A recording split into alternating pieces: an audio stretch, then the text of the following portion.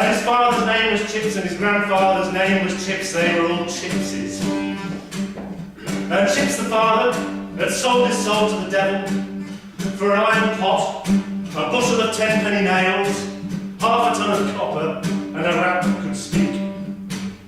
And Chips the grandfather had sold his soul to the devil for an iron pot, a bushel of 10-penny nails, half a ton of copper, and a rat that could speak. And Chips the great-grandfather had sold his soul to the devil for an iron pot, a bushel of 10-penny nails, half a ton of copper, and a rat that could speak.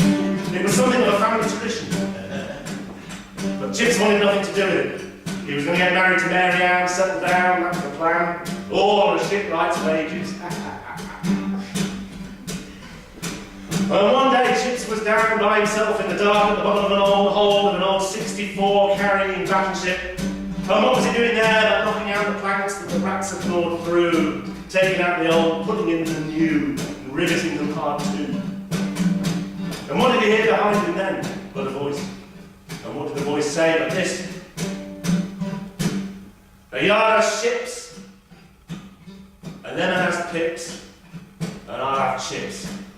Kings and priestesses, and above all she told him tales of the king of the city, Gilgamesh, half as high again as the strongest man in the city, with a body like bronze, beautiful and untamable. And she told him how Gilgamesh was so great that he would go into the bride of every wedding in the city and pass the first night with her as a husband. And when Enkidu heard that, he raised his head.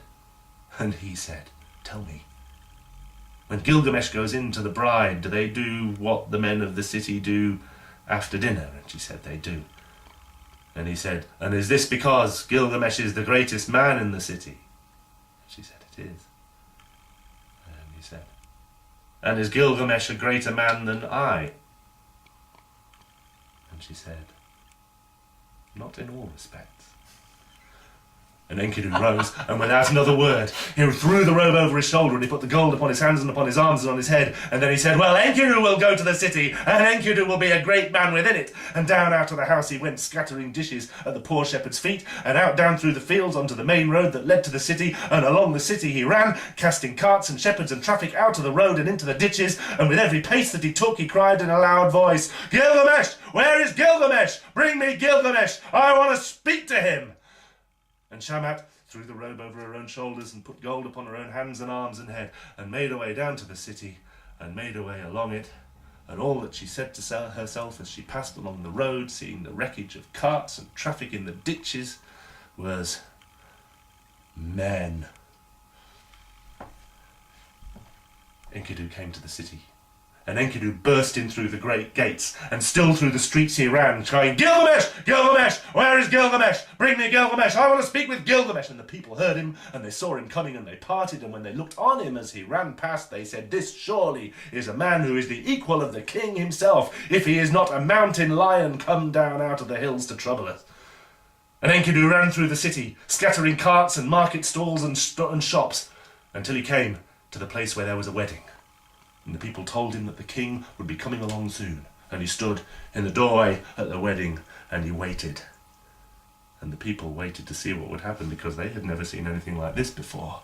And in time, sure enough, along through the streets of the city, with a cry of heralds and trumpets and soldiers before him, in a great golden chariot there came Gilgamesh himself, coming to exercise his rights of access to the new bride. And the people scattered out of the way to let him come. But Enkidu did not move, and the chariot stopped. And Gilgamesh waited. Still Enkidu did not move. And Gilgamesh cast glances at the soldiers that were around him, but the soldiers would not go and move Enkidu. They were so in awe of his strength and his size. And then Gilgamesh climbed down out of the chariot, and he paced up to the stranger until they were so close that their noses almost touched. And the king said, "I do not understand, stranger, why you do not move for your king." And Enkidu said, "You are not my king, and I will not move." Stranger, it is well with you that this day I am in a good mood, for I will ask you one more time. Move out of my way. Enkidu said, no.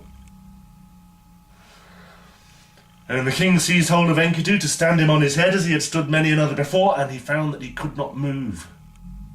He could not stir the stranger. And so great was the shock and surprise that he forgot himself, and in that instant Enkidu picked up the king and stood him on his head.